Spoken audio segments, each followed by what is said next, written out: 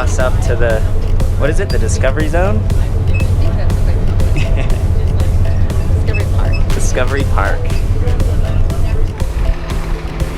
We just got off the bus.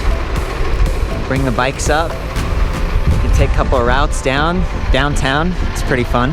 There's just so much to do here. I think that's where the half pipe is in the winter, and you've got the ski lift, but you can still go up in the summer.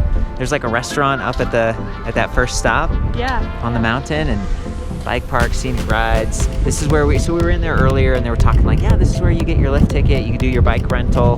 Right. This cool rock climbing wall it's for adults too, I think, but I saw a lot of kids on there earlier. Yeah, That's really neat. I used to rock climb a little bit when I was younger, and these are like auto belay devices, so it's really safe, and big handholds, which is nice. So it seems like if you're a beginner or whatever. Yeah, that's awesome. They've got a ropes course going on. It's like they're still building it. They're almost done. That looks like a lot of fun. That looks really cool. Yeah. And earlier we saw the zip line like on the other side of the building. Yeah. That looks like a blast. That was awesome. Thank you. I used to love this as a kid. I remember we had a trampoline, but I didn't know how to do a flip, and we went to the fair. We did the bouncy thing, and it was just so much fun. Look at this, the zip line. You look pretty excited about that. I am. Vicariously to this little girl. Yes. Oh, they're like, not yet.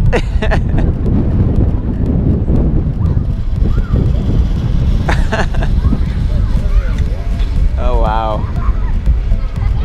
They're gonna have a zip line that starts way up at 11,000 feet, and the first leg of that zip line is gonna go from there all the way down to this peak. Wow. And then they'll have another leg that goes from this peak all the way back down to here.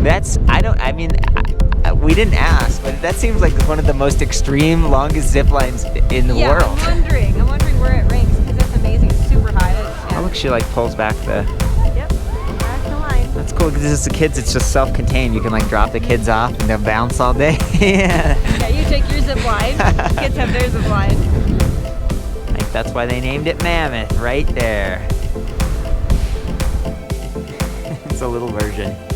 So we made it down to the bike rental spot, met this gentleman named Ben. Actually, a couple people said, yeah, go talk to Ben, because he's been renting the new e-bikes, and I'm just curious. We saw a bunch of Treks out front, kind of normal bikes, and apparently 25% of your bikes are now e-bikes, is that right? We're trending that way, that's for sure. Wow, what's it been like? Like, how do people ask about it, or is this something that you suggest if you see a family where there's different skill levels, or what? There's definitely a lot of hype about it, and it's good to see different groups going out. You know, sometimes people who are a little unfit, and but a great chance for them to get out and enjoy the sport, whereas maybe they struggled with it in the past. Yeah, I like that. What about when they come back? Like, what's the consensus? Is people happy? Do they feel like... Yeah, I mean, the feedback's been really good. We've had some super positive feedback, and they've expressed interest in coming back or purchasing their own bike. Wow, that's awesome. Do you actually sell bikes up here, or do people... We do at the end of the season once we've rented them out. Okay, demo bikes. Yeah, I'm Demo asking bikes. Target. We're here for the event where they're launching like the newest, the latest and greatest. And we've seen maybe a generation of other bikes and a whole bunch of different sizes, which is a huge deal if you like have kids. Yeah. Is there an age limit if you have kids to rent an e-bike or something? We are working on getting some kids 24-inch e-bikes, and Cool. They should be here hopefully this week. But at the moment it's kind of extra small through extra large. But yeah, we're working with a diverse group of people as well. That's great. I mean, yesterday when we were on the ride, you're like 5'3", Brandy? Yeah, 5'3" and a half. Can't forget the half. Okay, right, yeah. And you did it feel pretty comfortable? It was extremely comfortable. I felt great about it. I really enjoyed riding them, and the size was fine for me. Okay. Yeah, that wasn't an issue at all. They were able to give me something really, really good that fit me well. And we were on the high end, like full suspension bikes. Do you pay different rates for like different levels of bikes here, or what's that like? We do have two different bikes. So we offer a hardtail down in the village, and that caters towards the Lakes Basin Trail a little bit more. And then our dual suspension bikes are up here. For Uptown? For Uptown. Yeah, we did that one. For those who are a little bit more adventurous, they're perfect for kind of blue trails. And once you get into the downhill stuff, maybe not the best bike. Yeah. You've got maps and everything around here, so it just seems like it's been smooth. Any other just feedback or thoughts? Like you've been here and been a part of this for the past month. So. Yeah. No, I mean, we're starting to see it really pick up. Yeah. Businesses, we're coming into a busy period right now, and I'd expect to see more and more people asking about it and getting more and more people out.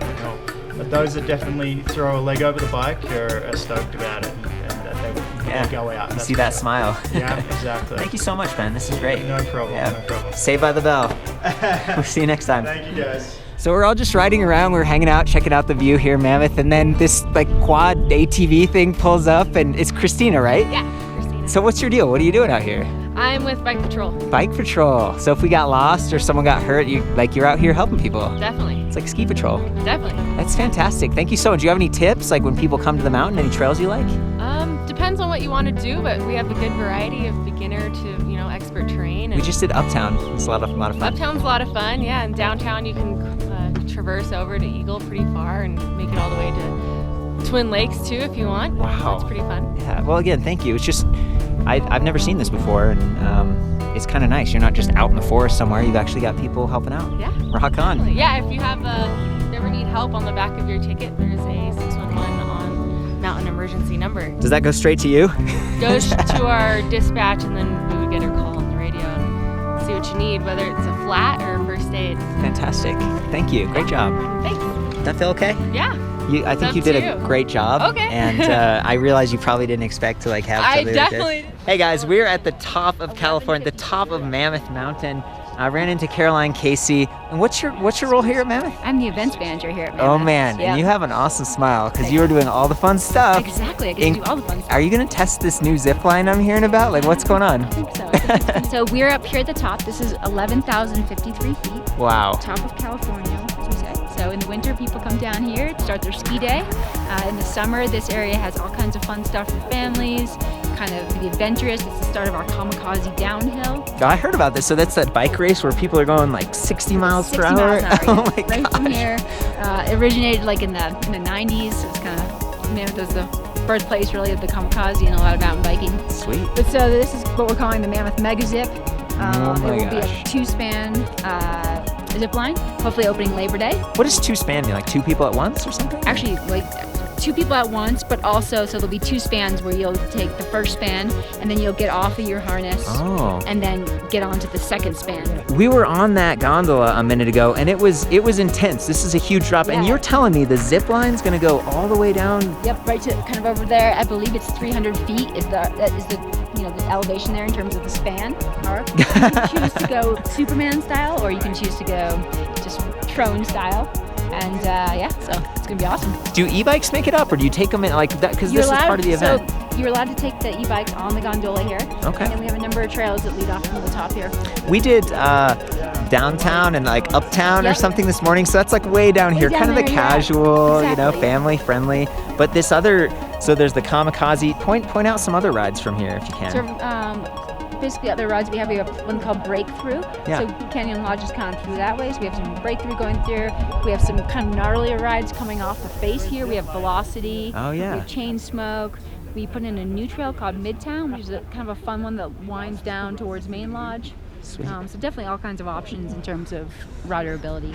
Okay, so where is this? What are we doing now? So we're at the Interpretive Center. This was built about 4 or 5 years ago, open year-round, but basically utilized more in the summer. So this kind of gives an overlay of both geological, kind of everything from local habitat. During the summer, this is open. There's a cafe, and so people come up here. They take scenic rides. And we also have hosts up here and docents that kind of give you they'll kind of tell you about this. We have walks that go out to.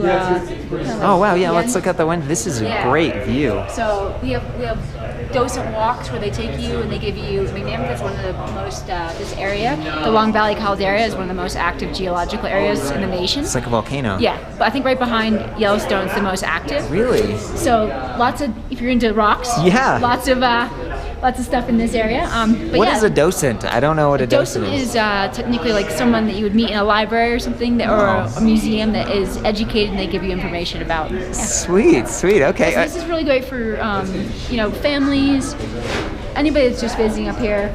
It's kind of cool that we have little telescopes and it tells you I was what the just peak about is. to ask, like, what are those things? So when you look So- through this, so, you know like, exactly. This tells you this is Bloody Mountain, tells you what the elevation is, a little history about it, things like that. Bloody Mountain. Wow. Yeah. Some serious stuff. Is there any more cool trivia like you can give us right now? Are you a docent? You seem. I'm pretty not. No, normal. I'm not docent. Let's see what's cool. I don't know. I've got. Yeah, definitely a very active volcano area here. You can you can't see that, but you can occasionally see Yosemite from here. Oh. Yeah, so you can see down in the valley, which is cool. I noticed that the dirt here, when we were on the ride, it was a different kind of dirt, and it didn't seem like more it's volcanic. Like pumice or something. Yeah, so it's definitely basically to say we have kitty litter here. It's not like dirt. We don't have real dirt. Is there any sledding, like by any chance? Like, do kids We do come? have sledding on the way down. It's called Woolies Tube Park. It's Okay. kind of halfway up, and it's an awesome place. Yeah, Sweet. really fun. Yeah. This is awesome. Thank you. Yeah, thanks. So, hey Travis, I noticed here at Mammoth, we're having a great time on these e-bikes. It's super cool. But we ran into this sign.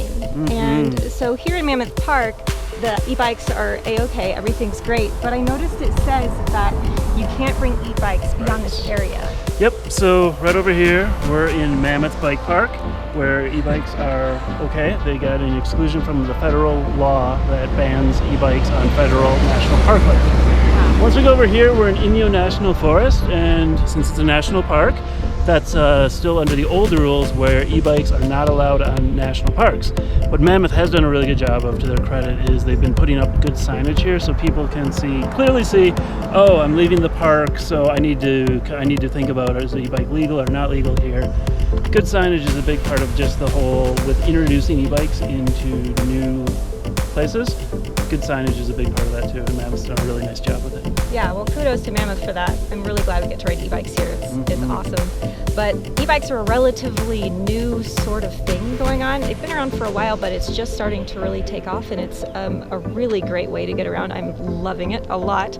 But the federal government kind of sees it as more of a motorized vehicle, right? Yes, so on federal land, the laws were written at a time before e-bikes were even a thing, because it is relatively new. And when the laws were written, e-bikes were not acknowledged as a thing. So their interpretation right now is because it has a motor, it is governed as a motorized vehicle. So right now, people like Mammoth are working with the National Forest and other people as well too, to kind of get some new laws in place and some new understandings, and getting things like these exclusions as well too within this land that the Mammoth leases from the National Forest. Right. That makes a lot of sense. And I think federal government laws take a while to change, but it's cool to be on the cutting edge of something and be able to ride this motorized vehicle, but it really feels more like a bike that you're being assisted with a little. It doesn't feel like a dirt bike or a motorcycle by any stretch. No, it's not. So this is the first year that Mammoth has had e-mountain bikes as part of their rental and demo fleet.